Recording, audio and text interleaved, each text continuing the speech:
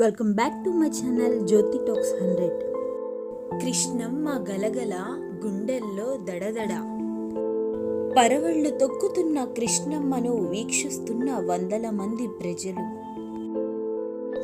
కృష్ణమ్మ దీవెనల కోసం భక్తుల కోలాహలం.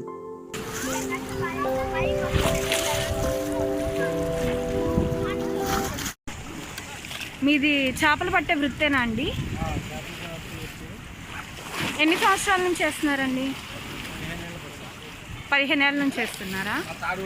ఏంటి ఇప్పుడు కృష్ణా నది వరద అనేది చాలా ఎక్కువగా ఉంది. ఏంటి నష్టం అంటారు? ఇది వరకు వరదలైనప్పుడు ఎక్కడ పట్టేవారు మీరు? తగ్గిపోయి ఉండేవి, దాని మీద ఆటేసుకుని గుంటల్లో పట్టుకునేవాళ్ళం. దేవుడు దొరుకుతూ ఉండే జీవనాభివృద్ధి బాగుండేది. ఇప్పుడు దీనివల్ల మాకు చాలా నష్టం వచ్చింది.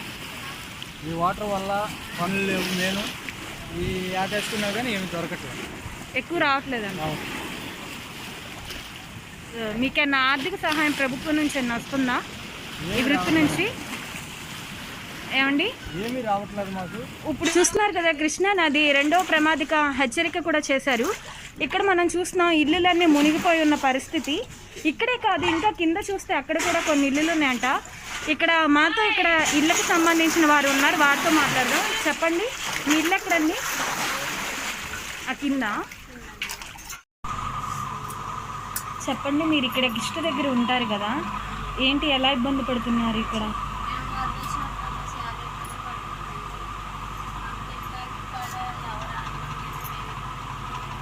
వచ్చినప్పుడల్లా చాలా ఇబ్బందిగా ఉంటుంది. ఎక్కడికైనా కానీ పిల్లలు ఎక్కడికైనా వెళ్తానికి కూడా లేదు. ఇది కరోనా టైం, ఎవరి గుమ్మాల్లోకి రానట్లా. కొంచెం ఈ అమ్మగారితో కొంచెం అలాగే పెట్టుకుంటున్నాం. మా పిల్లలతో కొంచెం అలాగే వచ్చింది. వాళ్ళకి వచ్చి మేము 15 రోజులు ఇక్కడికి వచ్చి ఇల్లు మొత్తం మునిగిపోయి ఉందో లేదో కంప్లీట్గా కూడా తెలియదు. ప్రభుత్వం అన్నది పట్టించుకోవాలి కదండి. మామూలుగా మనం ఎక్కడ ఎరుగు మీద పడుకున్నా సరిపోద్ది. పాపకి ఏంటండి ఏమైంది? పాప హ్యాండిక్యాప్డ్ అండి.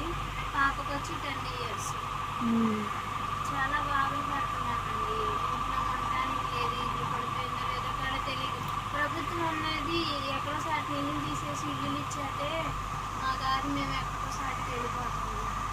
ఇంట్లో పడుకుంటున్నామన్న బాధే తప్ప ఏ రోజు నువ్వు పాము వస్తుందో ఎలా వస్తుందో తెలియట్లేదు. మంచాల కింద నుంచి కూడా వెళ్ళిపోతున్నాయి పాములు. చాలా ఇబ్బంది పడుతున్నాం. మీకు ఇలా వరద వచ్చినప్పుడేనా లేదంటే ఉత్తప్పుడు బాగానే ఉంటుందా? వరద వచ్చినప్పుడే ఇబ్బంది అండి. మామూలుగా అయితే మాకు బాగానే ఉంటుంది. మీరేం పని చేస్తారండి? నేనేం పని చేయనండి, పాపను చూసుకుంటే. మీ వారు? మా ఆయన వడ్డని పని చేస్తారండి, కూతురు. పిల్లల్ని వేసుకుంటున్నప్పుడు గవర్నమెంట్ వచ్చింది అనుకో, మొన్న వచ్చేయమంటున్నారు. కింద ఎవరు వేసుకోమన్నారమ్మా మిమ్మల్ని ఇల్లు అన్నారు.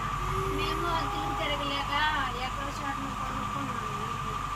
కొనుక్కున్న తర్వాత ఎక్కడో చోటు నుంచి ఎవరేమో వెళ్ళిపోతామని చూద్దంటే ఇల్లు ఇవ్వట్లేదు. దానికి ఇష్టం ఒక డబ్బాడు బియ్యం కాడ ఎరగమండి మేము.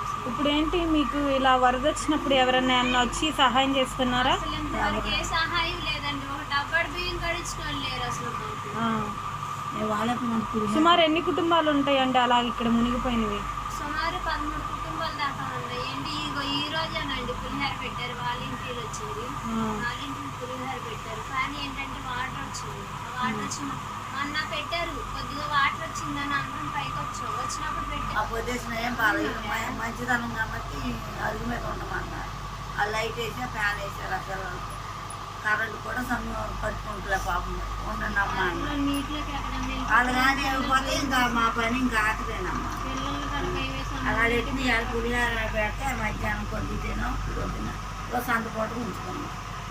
మళ్ళీ వండుకుంటే కన్నా లేదు. చూస్తున్నారు కదా పేదవారి ఆవేదన. ఒక పక్క చూస్తే ఇల్లు లేక, ఇంకో పక్క చూస్తే పిల్లల్ని ఎలాగ పోషించాలో తెలియక, ఆదరించేవారు లేక, ఆదరించినా ఎంతకాలం ఆదరిస్తారనే వీరి ప్రశ్నార్థకమైన జీవితంలో అదొక క్వశ్చన్ మార్క్గా మిగిలిపోతుంది.